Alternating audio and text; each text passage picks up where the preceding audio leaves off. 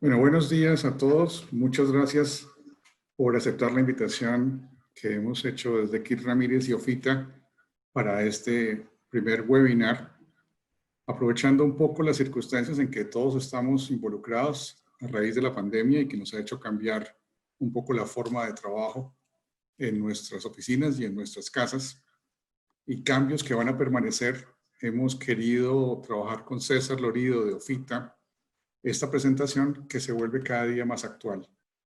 Ofita es una de nuestros socios comerciales en la división de mobiliario de Kit Ramírez, y cada vez vamos a ir hablando un poco más de los diseños, los desarrollos y toda la experiencia de Ofita en el mercado europeo y en el mercado americano.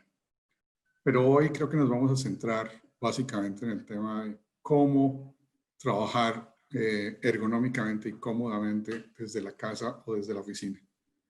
Y con esta breve introducción y agradeciendo a todos ustedes por participar, dejo a César para iniciar este webinar. Hola César, ¿cómo estás allá en Madrid, en España? Hola, hola, ¿qué tal estás, Ricardo? Pues muy bien, muy buenos días para ti y para todos los que nos acompañan desde Costa Rica. Para empezar, agradecer a Keizan Ramírez la posibilidad de realizar este webinar para el mercado costarricense. Y sin más, empiezo con una breve presentación mía y de mi empresa. Yo soy César Lorido, soy el director de exportación de Ofita. Ofita es una empresa española con 51 años de experiencia en el diseño y fabricación de mobiliario de oficina y con una clara orientación hacia el cliente y con una gran capacidad para la innovación, la personalización y la adaptación frente al cambio, lo cual explica de alguna manera esa longevidad, ¿no?, de la empresa que esperamos que siga perdurando durante muchos años más. Con respecto a esta presentación, a este webinar que realizamos hoy, y como breve introducción al mismo, digamos que lo hemos focalizado en 3 bloques. Un primer bloque que será el análisis de algo tan actual como es el teletrabajo, con sus ventajas, con sus inconvenientes o sus puntos de control, como luego veremos en la presentación. Posteriormente, profundizaremos en la forma en la que trabajamos y especialmente en la forma que nos sentamos para comprender también los riesgos laborales inherentes al teletrabajo y posteriormente para poder proponeros recomendaciones prácticas, consejos para trabajar o teletrabajar de una forma lo más saludable posible y para evitar o minimizar al menos esos riesgos que conllevan el estar mucho tiempo sentado delante de un ordenador, y más si no se tienen los medios adecuados, como puede ocurrir en ciertas ocasiones en el teletrabajo. Y un tercer bloque, será el último bloque, más distendido, en el que pues os mostraremos, os presentaremos y comentaremos distintos espacios, posibilidades de teletrabajo. Entonces, con estos 3 principales bloques, pues llevaremos adelante la presentación. Al final de la misma abriremos un espacio para preguntas que intentaremos responder y esperamos que la presentación, el webinar, sea interesante para todos. Así que arrancamos. Vamos a ver, el teletrabajo no es algo nuevo. El teletrabajo ya existía antes del COVID-19 y, de hecho, cada vez más gente teletrabajaba también el año pasado y años anteriores. Pero es cierto que debido a la pandemia que todos estamos aún viviendo en nuestros países, las cifras de teletrabajo se han incrementado de manera exponencial. Hay millones de personas que se han visto forzadas inicialmente a trabajar desde sus casas porque no era posible ir a las oficinas. Y lo que ocurre es que esa forma de trabajar, que insisto, inicialmente fue forzada por la situación de la crisis sanitaria que vivíamos, pues a día de hoy, para muchas de esas personas que están teletrabajando, pues representa una ventaja, o tienen varias ventajas vinculadas a esta nueva forma de trabajar para ellos. Ventajas que son evidentes, como por ejemplo que ya no tienen que desplazarse a la oficina, cosa que en ciudades grandes pues significa muchas horas perdidas en la carretera o en el transporte público y mucho dinero invertido en ese trayecto al trabajo. La gente puede planificar de una manera más flexible el tiempo de trabajo. Existe o puede existir una sensación de más autonomía y más de responsabilidad de la persona que teletrabaja, puesto que ya él mismo tiene que saber gestionarse sus tiempos, sus objetivos y ese trabajo que tiene que desempeñar desde casa. Teóricamente hay menos estrés, puesto que la gente trabaja en un ambiente controlado y amable para él, que es su hogar. Hay menos ruido, que también ayuda a la concentración y a desempeñar un buen trabajo. Y, en definitiva, el teletrabajo para muchas personas significa que es más fácil conciliar su vida laboral con su vida personal. De forma que para muchas de esas personas, para muchos empleados, el teletrabajar representa pues, una ventaja importante con respecto a su trabajo anterior en la oficina de una manera más tradicional. Y no solamente eso, sino que también para las empresas el teletrabajo puede significar ventajas importantes para la empresa, puesto que obviamente al haber menos personas trabajando en sus oficinas, los costes de mantenimiento de la empresa se van a reducir, existirán menos limitaciones en el posible cambio de ubicación de las oficinas o de las sedes centrales de esas empresas. Al haber menos gente que va a trabajar o gente que va ya esporádicamente a trabajar, será más fácil planificar otras ubicaciones quizás más pequeñas para esas oficinas. Se producirán menos conflictos entre las personas, conflictos internos. Se podrán diseñar espacios de trabajo más funcionales en las futuras oficinas. El hecho de desarrollar este teletrabajo puede también atraer talento a esa empresa que ofrece ese teletrabajo como una de las opciones para futuras incorporaciones y, evidentemente, desde el punto de vista de la sostenibilidad y del medio ambiente, teletrabajar es bueno, puesto que los desplazamientos se reducen tremendamente y la huella de carbono generada pues va a ser inferior. Entonces, viendo todas estas ventajas, parece evidente que de todas esas millones de personas que se fueron a teletrabajar hace solo unos pocos meses, pues habrá muchas que sigan teletrabajando, o por lo menos parcialmente teletrabajando, cuando la crisis sanitaria ya no esté con nosotros. De forma que el teletrabajo ha venido para quedarse y se hace necesario, más importante que nunca, tres conceptos que luego vamos a desarrollar con posterioridad en esta presentación. Primero, elegir una silla adecuada y luego veremos más aspectos a tener en cuenta. Y segundo, en ese teletrabajo, adoptar una postura correcta a la hora de sentarse, a la hora de trabajar y tratar de disminuir lo máximo posible el sedentarismo. Ahora bien, no todos son ventajas en el trabajo. En esta infografía tuvimos el debate si queríamos hablar de desventajas o dejarlo como puntos de control. Al final yo creo que son puntos de control los que tanto la empresa como el empleado pues tienen que revisar, tienen que cuidar y tienen que procurar que estos puntos que vamos a comentar ahora no se conviertan en claras desventajas del teletrabajo. El primero es el aislamiento social, la falta de trabajo en equipo. El trabajo en equipo es el motor de la innovación de cualquier empresa. Y si estamos todos trabajando desde casa, pues se hace más complicado el trabajar en equipo y, por consiguiente, generar esa innovación. De forma que habrá que controlar este punto y promover las empresas, cuando sea posible, tendrán que promover que las personas se sigan encontrando en las oficinas, al menos para desarrollar este trabajo en equipo tan importante para las empresas. El hecho de trabajar en casa también influye en una posible vinculación excesiva. El trabajar demasiadas horas, puesto que ya no tenemos nadie que nos controle, ya no existe una campana que suena, ya no hay unos compañeros que se van o que vienen. Y eso puede influir negativamente en el sentido de que perdemos el control de las horas y del tiempo que trabajamos diariamente. Punto de control, sobre todo, por parte del empleado.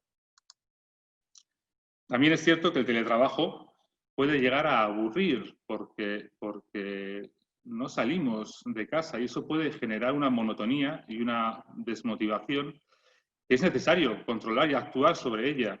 En España, supongo que también en Costa Rica, no sé si esa idea ha llegado, ese concepto ha llegado, se solía recomendar que las personas cuando se levantaban por la mañana y tenían que teletrabajar, que se aseasen y se vistiesen como si fuesen realmente al trabajo, ¿no? Para que la mente realmente, de alguna manera, tradujese que era el momento de trabajar, igual que se trabajaba en la oficina, pero ahora desde casa, ¿no? El dejarse no es bueno y es un punto de control del empleado.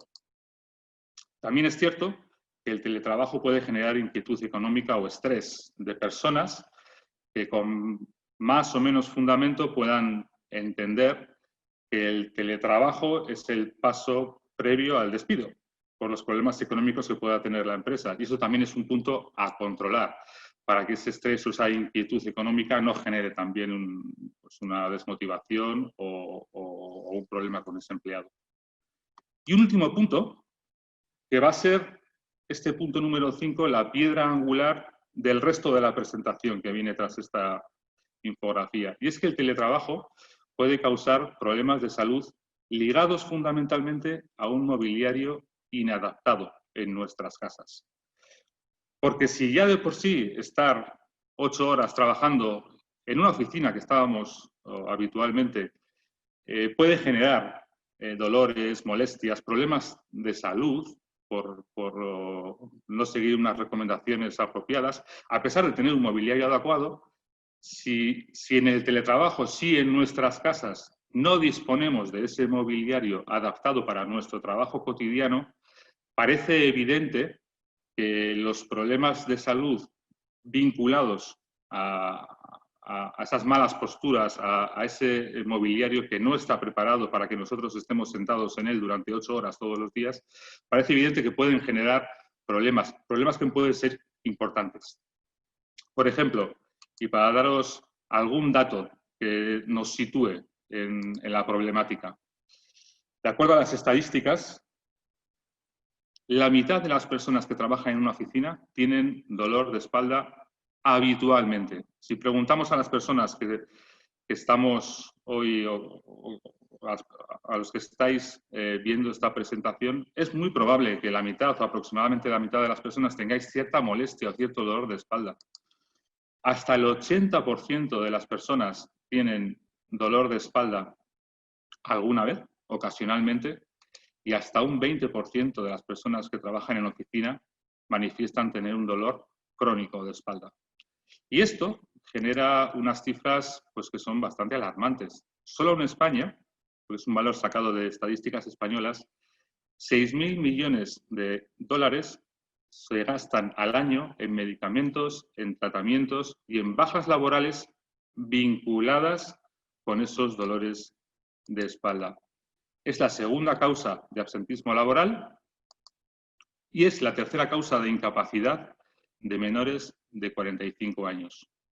Estas cifras son previas al COVID-19, de forma que si no tenemos cuidado, si las empresas y los propios trabajadores no tenemos cuidado con cómo teletrabajamos, pues las cifras evidentemente se incrementarán. Aparte de la espalda, hay otras zonas que tenemos que tener especial precaución. Zonas que se ven afectadas por malas posturas durante nuestra jornada laboral, durante nuestro trabajo, como pueden ser los brazos y las piernas, el cuello, los hombros, la zona de la clavícula, del omóplato, los ojos, la espalda, ya hemos hablado, y la cabeza. ¿Y por qué duelen estas partes del cuerpo? ¿Dónde está el motivo, la causa por la cual tenemos estos dolores, estas molestias que al final pueden provocarnos una lesión? El cuello, el dolor de cuello parece bastante evidente que está generalmente motivado por estar mirando una pantalla de ordenador que no está al nivel de los ojos. Teóricamente, nuestra pantalla debería estar situada siempre en la misma línea en la que tenemos los ojos. ¿Qué ocurre? Que muchísimos de nosotros utilizamos portátiles. Y esos portátiles pues cuando se apoyan en la mesa siempre están en una posición más baja que nuestra cabeza, que nuestros ojos. De forma que el trabajar durante mucho tiempo tensionando el cuello, puesto que estamos constantemente mirando para abajo, nos puede generar fácilmente ese dolor de cuello. Hay un grupo muy fácil que yo mismo estoy utilizando en esta presentación, que tengo un portátil encima, y es colocar debajo del ordenador algo que nos suba pues la posición de ese portátil para intentar tener esos ojos lo más alineados posible a la pantalla del ordenador. Los hombros, el omóplato, la clavícula, es una parte que también puede ser objeto de molestias y de lesiones. Y esas lesiones suelen venir motivadas por manejar el teclado o el ratón sin apoyar correctamente el antebrazo. De alguna manera, estamos constantemente haciendo una pequeña carga sobre ese hombro y al final, con el paso de las horas, ese hombro se acabará también cargando y acabará doliendo. También, si trabajamos en una mesa que es demasiado alta o si estamos trabajando en poco espacio de forma que toda nuestra espalda está tensionada, podremos tener también lesiones, por lo menos molestias, en la zona de los hombros del omóplato.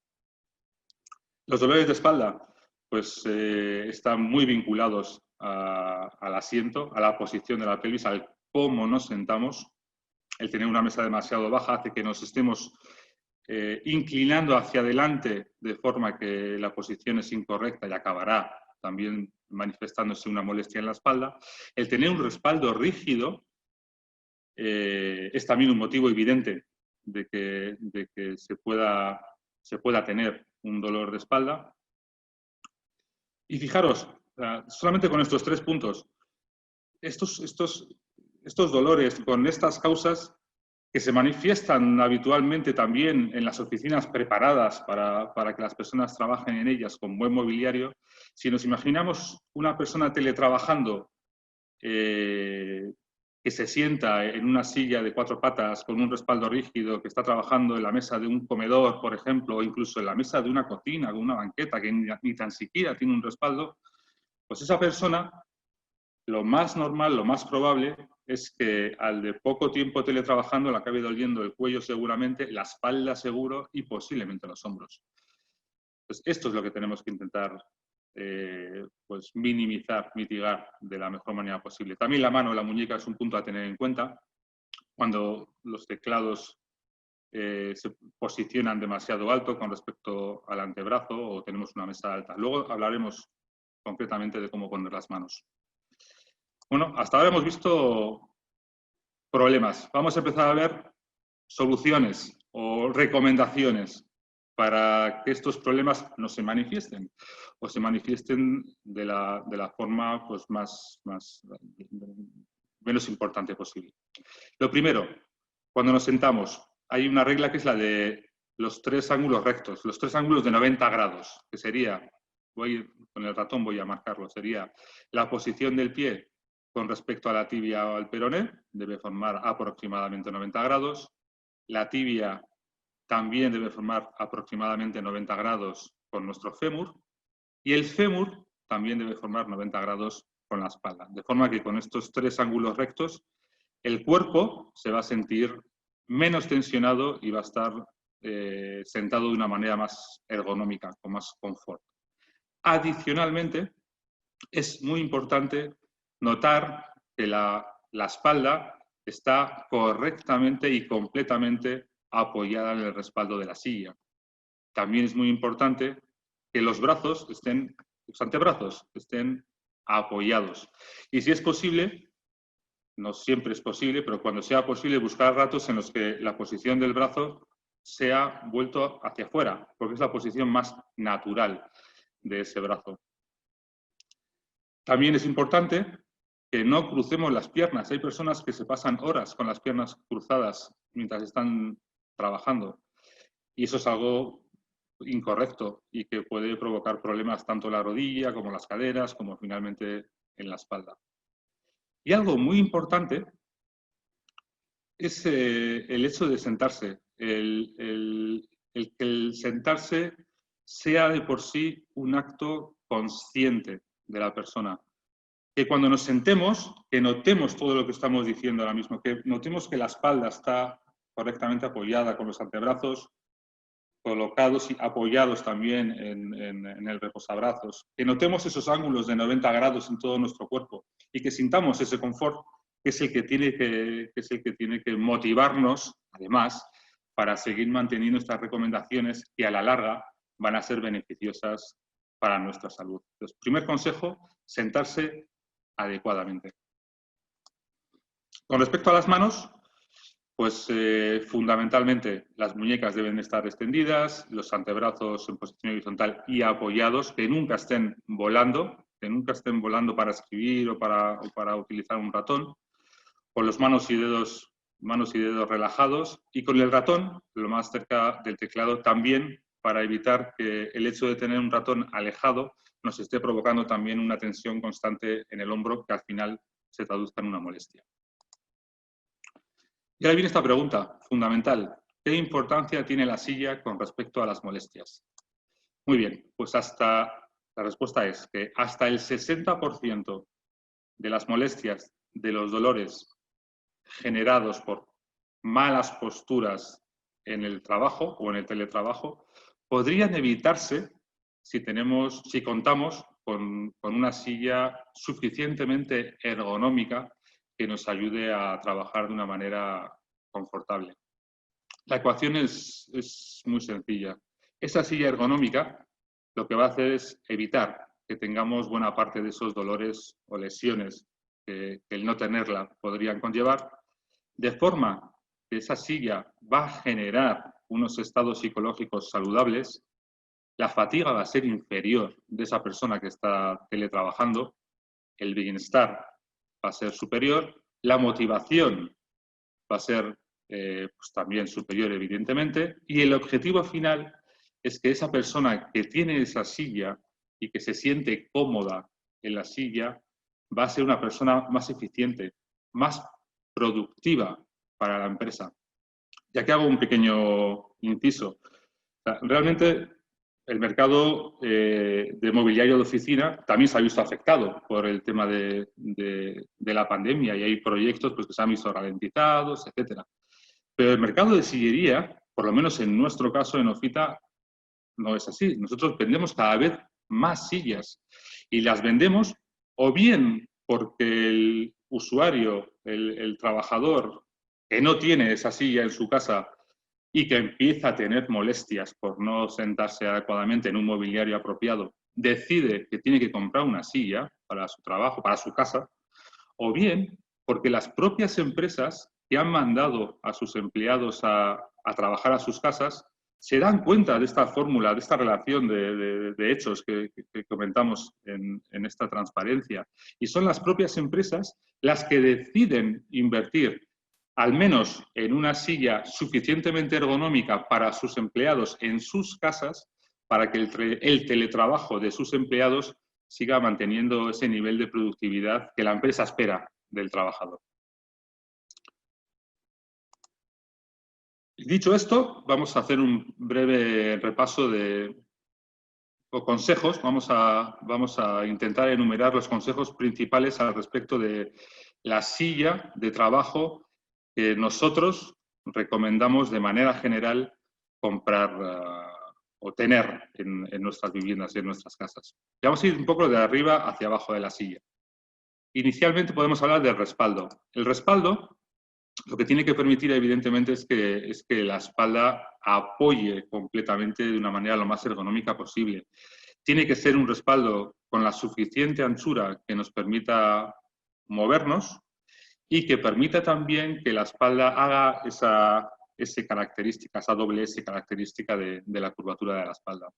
También es interesante que los respaldos contemplen regulación de la zona lumbar, o que exista un diseño de la silla que de por sí contemple esa presión adicional lumbar que nos va a ayudar a trabajar de una manera más confortable.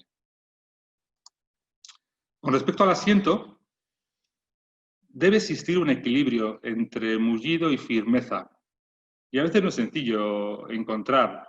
Claro, el problema es que una silla demasiado blanda un asiento demasiado blando puede generar una sensación de confort inicial cuando una persona se sienta, pero en el medio plazo, en cuanto pasan unas horas posiblemente, va a desaparecer esa sensación de confort, porque nuestro cuerpo al final, con el peso que tiene, desciende e incluso podríamos llegar a sentir la parte de la estructura de la propia silla, de forma que no por tener un asiento más blando, la silla va a ser más confortable o más ergonómica, ni mucho menos. Hay que encontrar ese equilibrio entre mullido y firmeza de la silla que nos genere ese confort pues a largo plazo, en los años que vayamos a utilizar la silla.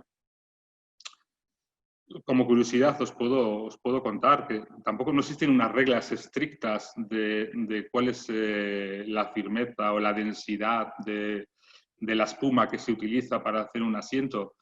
Existen experiencias. Una empresa como Fita, con 50 años de experiencia, pues ha diseñado muchas sillas y muchos asientos. Pero incluso cuando nosotros lanzamos una nueva silla, se hacen una serie de prototipos que se prueban tanto por parte de empleados como por parte de clientes, para que al final, haciendo un estudio estadístico, tanto en el corto como en el medio plazo de utilización de la silla, lleguemos a la conclusión de cuál es ese equilibrio entre mullido y firmeza de ese asiento. También influye, evidentemente, el grosor del asiento. Hay varias variables que entran en juego para al final decidir cuál es el mejor asiento para esa silla. Y también, como detalle, la curvatura, hablo de esta curvatura, fijaros en el ratón, la curvatura con la que termina el asiento no puede ser un ángulo recto, no puede acabar de forma abrupta, porque lo que haría sería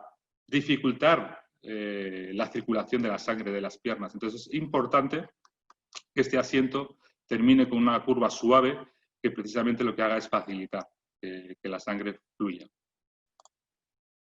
También es importante para una silla de trabajo que la profundidad del asiento sea regulable, porque no todos somos iguales y no puede ser igual la configuración de una silla para una persona que mide 2 metros o para una persona que mide 1,55 m. No puede ser el mismo.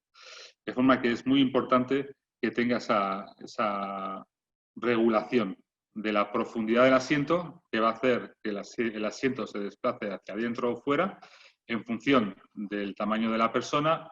¿Para qué? Para que siempre aseguremos, independientemente de ese tamaño, que en una posición confortable la espalda se puede apoyar de una manera completa y de una manera cómoda en el respaldo de la silla. Hay un punto también muy importante a tener en cuenta a la hora de elegir una silla para trabajar, y es la capacidad dinámica de la silla. Que la silla se pueda mover, que el respaldo se pueda mover, se pueda inclinar hacia atrás y hacia adelante, y que contemple un mecanismo síncrono. ¿Qué es un mecanismo síncrono? Es únicamente la capacidad de sincronización de movimiento del respaldo con respecto al movimiento del asiento. Cuando se mueve un respaldo en una silla de una mínima calidad que debe tener ese mecanismo síncrono, también se debe mover el asiento. No hay una regla fija para todos, pero por dar el dato, es bastante habitual que un mecanismo síncrono normal, por cada 3 grados que se mueve el respaldo, el asiento se moverá 1 grado. 30 grados se mueve el respaldo, 10 grados se moverá el asiento, para que esa sensación de movimiento venga acompañada, sea más natural y más ergonómica. Y esto es muy importante porque va a generar ese dinamismo en la persona que se sienta en esa silla, y por consiguiente va a mejorar la salud de la persona. Como mecanismo síncrono, como curiosidad, hay 2 tipos. Los hay regulables, de tensión regulable. Esto quiere decir que la persona tiene que regular cuál es la resistencia o la tensión que ofrece el respaldo a que se desplace hacia atrás, y se regula con una manivela, con un tornillo, como sea. Y hay mecanismo síncrono autopesante. Y ese mecanismo lo que hace es, de alguna manera, identificar la carga, el peso de la persona que se sienta en la silla, y en función de ese peso darle más o menos tensión, más o menos resistencia a ese desplazamiento. de ese respaldo. Hay también una tercera variable, que es la más completa y creo que la más efectiva al final, y son los mecanismos que son autopesantes y también tienen una posibilidad de darle un poco más de tensión o un poco menos de tensión en función de lo que una persona en concreto pueda necesitar o pueda preferir. Con respecto a los brazos, es también muy importante que el brazo se pueda regular, por lo menos regular en altura, puesto que también una persona de mayor o de menos estatura o envergadura necesitará que la altura de sus reposabrazos estén en la altura correcta. Evidentemente, esos reposabrazos van a hacer que el brazo descanse, que no exista esa molestia en la zona de la clavícula, del hombro. Tiene que tener un buen espesor y los bordes suaves. Aquí en el reposabrazos le pasa un poco lo mismo que os decía con el asiento. Si hacemos un reposabrazos, pero lo hacemos de una pieza de polipropileno dura, pues si estamos muchas horas con el brazo apoyado en una pieza dura, pues es posible que al final acabe molestándonos en el codo, que nos haga daño el propio reposabrazos. Entonces, lo ideal es que ese reposabrazos sea mullido, pero también que sea firme, suficientemente firme, para que el antebrazo descanse de una manera confortable, que no tengamos molestia y que sea pues, satisfactorio para el que realmente está utilizando la silla. Con respecto a las regulaciones, decía que la principal es la de la altura del reposabrazos, esto es lo que se llama 1D, pero hay otras posibilidades, otras posibles adaptaciones de los reposabrazos. El reposabrazos se puede incrementar en cuanto a anchura. Se puede también, en algunas sillas, regular lo que es la profundidad, este desplazamiento, la profundidad del reposabrazos, manteniendo fijo, evidentemente, la altura y el eje, vamos a decir, del reposabrazos. Y también es posible en algunas sillas que incluso el reposabrazos se pueda girar. De forma que pasaríamos de un reposabrazos con regulación 1D hasta un reposabrazos lo más completo con regulación 4D. Con respecto a la seguridad que obligatoriamente debe tener una silla de trabajo, hay 4 puntos que los vemos rápidamente. El primero, es interesante, es necesario que la silla de trabajo sea una silla que gire, que no seamos nosotros los que tengamos que girar, que sea la silla la que gire. Con respecto a la estabilidad de la silla, es importante que tenga una base de 5 radios para que tenga la suficiente resistencia frente a vuelco. Lo mismo ocurre con el tema del centro de gravedad, que debe ser una silla cuyo centro de gravedad está pensado para que una persona no pueda volcar en ningún caso. Y las ruedas, es conveniente que sean ruedas autofrenadas. ¿Qué significa esto? Que cuando una persona está sentada y por consiguiente la silla tiene un peso sobre ella, la rueda se desplazará de una manera suave. Pero cuando no hay nadie sentado en la silla, la rueda se va a autofrenar. Y esto es muy interesante para el teletrabajo, sobre todo cuando hay niños por casa, etcétera, pues para impedir que la silla se convierta en un juguete más de los niños y que lo veamos pasar por el pasillo como un bólido. También es evidentemente interesante para el propio empleado, usuario de la silla, porque se evita ese típico accidente de una persona que se va a sentar, en el momento de sentarse le da un golpe al asiento con la parte anterior de la rodilla, la silla se desplaza hacia atrás y la persona cae al suelo. Eso es lo que se evita de alguna manera con estas ruedas autofrenadas.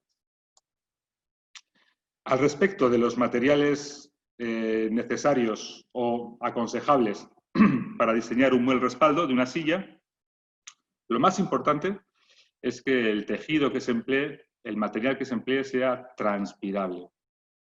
Como recomendación, a nosotros nos parece una muy buena solución el utilizar una rejilla o una malla que se hace generalmente con material sintético, pero que tiene unas microperforaciones que van a hacer que esa solución sea una solución transpirable y confortable para el empleado.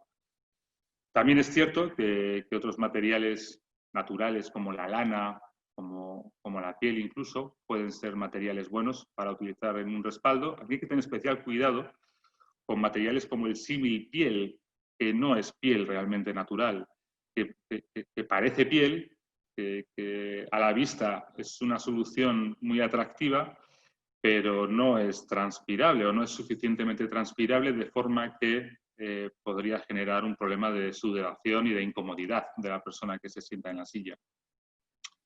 Con respecto a los tapizados, tiene más que ver seguramente con el asiento que en el caso de poner un tapizado en el respaldo. Sí es conveniente como consejo que os informéis acerca de la resistencia a abrasión de esos materiales, de esos tapizados, sobre todo si va a ser una silla de trabajo que vais a utilizar habitualmente, porque esa resistencia a abrasión del tejido es la que os va a dar pues, la durabilidad de ese acabado, de ese material. Nosotros en Ofita, por ejemplo, os puedo decir como dato que todos los tapizados, las telas que empleamos, tienen unos ciclos de abrasión entre 75.000 y 100.000 ciclos. Pues si vais a comprar una silla y o no os dicen cuáles son los ciclos de abrasión que admite la silla, o los ciclos son muy bajos, pues si es una silla realmente de trabajo, pues es posible pues, que podáis repensar la silla que necesitáis. Bueno, y con respecto a la adaptabilidad de la silla al usuario, y rápidamente, por recordar, estos serían los mínimos puntos a tener en cuenta y que una silla debería tener para nuestra casa, para nuestro teletrabajo. Que la silla tenga giro, que la silla tenga esa capacidad de movimiento con ese mecanismo sincro que hemos comentado antes, movimiento de asiento, movimiento de respaldo y asiento. Evidentemente que el asiento se pueda regular en altura y en profundidad, que exista un soporte lumbar o que la silla esté diseñada ya con ese soporte lumbar integrado. Estos son los puntos que tenéis que tener especial cuidado, especial atención cuando elegís una silla para el teletrabajo. Y ahora, para acabar con este segundo bloque, vamos a comentar unas sencillas normas para sentarse bien, sentirse bien. Y esto es interesante porque si al final habéis seguido nuestros consejos y habéis comprado una silla de trabajo pues estupenda, con todas las regulaciones, con unos acabados maravillosos, una ergonomía pues probada, certificada, etcétera, el primer consejo que os damos es que os levantéis de vez en cuando de la silla.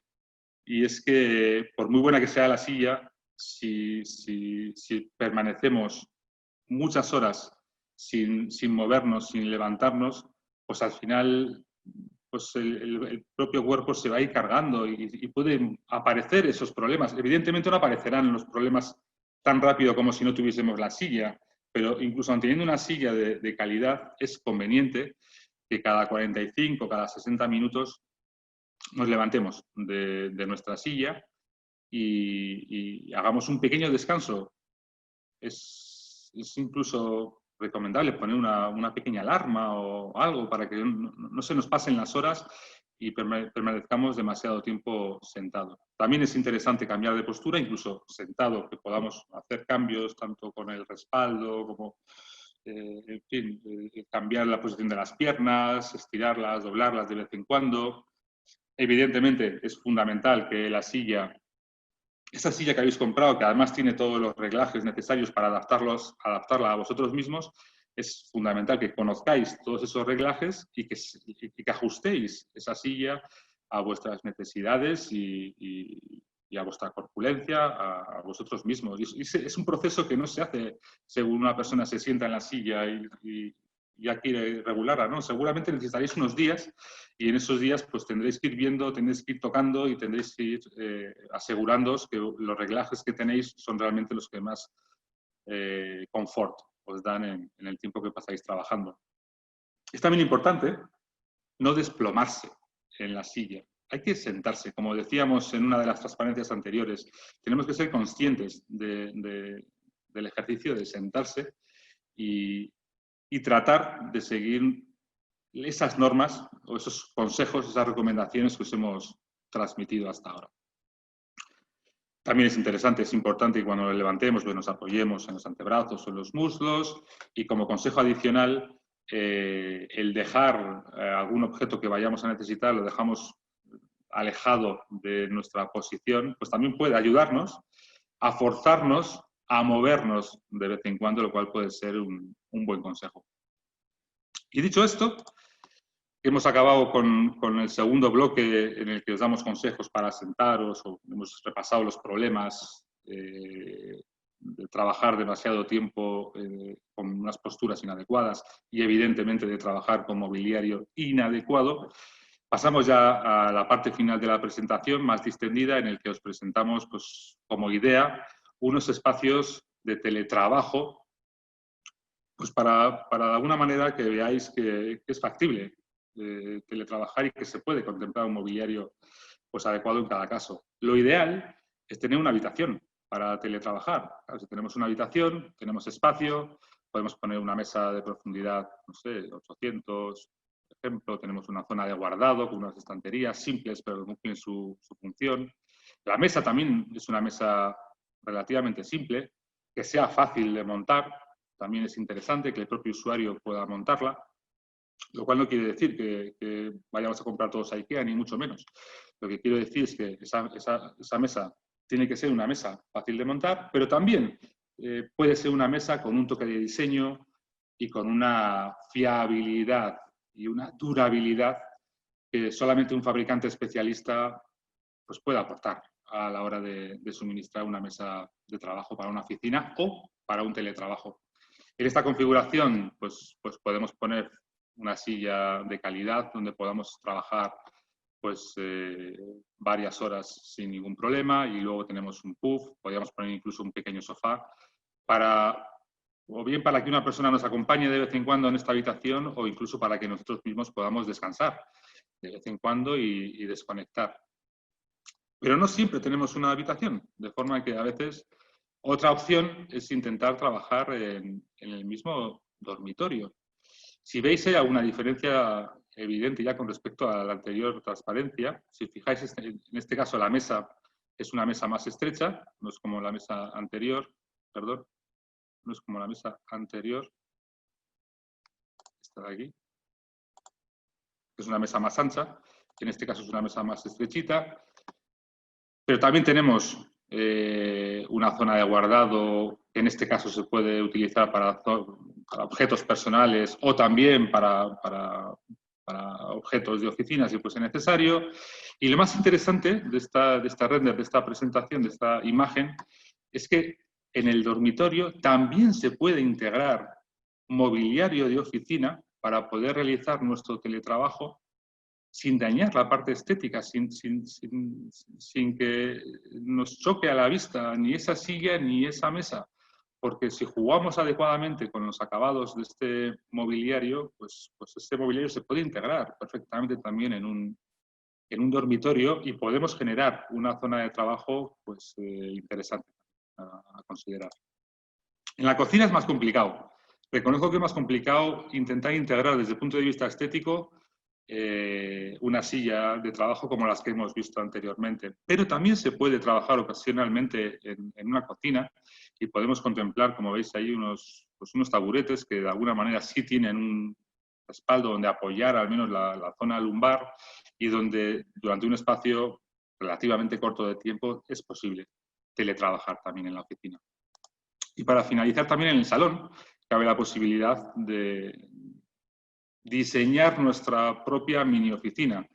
Y es que en este caso hemos contemplado pues, una mesa que tiene de peculiaridad que es una mesa abatible, con una silla que también tiene un toque de diseño que al salón pues, le viene bien, de forma que podemos plantear esta opción de que la mesa se pueda esconder cuando no sea necesario o se pueda utilizar como una mesa de trabajo cuando se quiera teletrabajar. Y esto es lo que queríamos contaros. Entonces, yo hasta aquí os agradezco muchísimo vuestra atención y espero que algo de lo que os hemos contado pues, os haya servido para daros alguna idea o para hacer alguna cosa que no estabais haciendo y que y ojalá os pueda ayudar en vuestro día a día y en el confort y el bienestar que podéis sentir también mientras teletrabajáis. Muchísimas gracias. César, mil gracias a ti. Como les dijo César al principio, pues si alguien tiene alguna consulta, alguna pregunta, pues es la oportunidad para poder intercambiar con César algunas inquietudes. Y si no, pues de todos modos agradecer a todos por la participación y por el interés en esta charla, en este primer webinar que hemos organizado entre Keith Ramírez y Ofita. Seguiremos haciéndolos periódicamente, los invitaremos con temas cada vez más interesantes y de diseño. Pero si alguien quiere participar en este momento con alguna inquietud, estamos abiertos.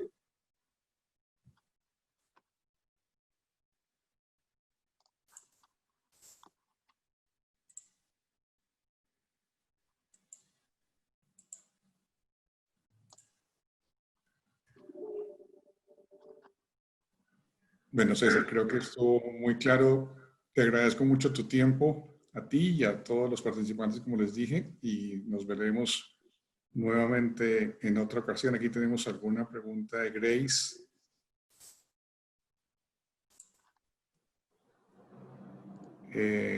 Grace nos está preguntando algo sobre precios de las sillas. Bueno, los precios, eso lo habla contigo, Ricardo, no hay ningún problema. No hay ningún problema. Hay muchas posibilidades de sillas. Ofita es fabricante, como le está preguntando Luz Estela. Sí. Todas las sillas las fabrica directamente Ofita. Las comercializamos nosotros aquí en Costa Rica, Keith Ramírez. Y podemos mandarles informaciones sobre todos los tipos de sillas que se manejan. Y en nuestro nuevo showroom, que estará listo en un mes y medio, estarán las sillas de Ofita para que las puedan probar y testear. Sí, como puntualización, únicamente decir que las sillas de Ofita son sillas que son nuestro propio diseño. Quiero decir, nos apoyamos en diseñadores externos de reconocido prestigio, etcétera, pero son sillas únicas y originales de Ofita y que solamente nosotros fabricamos con todos los certificados necesarios y con el máximo estándar de calidad que se le puede pedir a una silla de trabajo. Ahora, si alguien quiere darnos su correo para mandarle alguna información directamente, con mucho gusto lo podemos hacer. En Guatemala tenemos la posibilidad de enviar información a Guatemala o enviar producto a Guatemala. Sí, Ofita tiene oficinas directas en México y desde ahí puede atender parte de la región de Centroamérica y nosotros desde Costa Rica podemos atender países cercanos también. Perfecto, Grace. Gracias por el correo. Le enviaremos la información.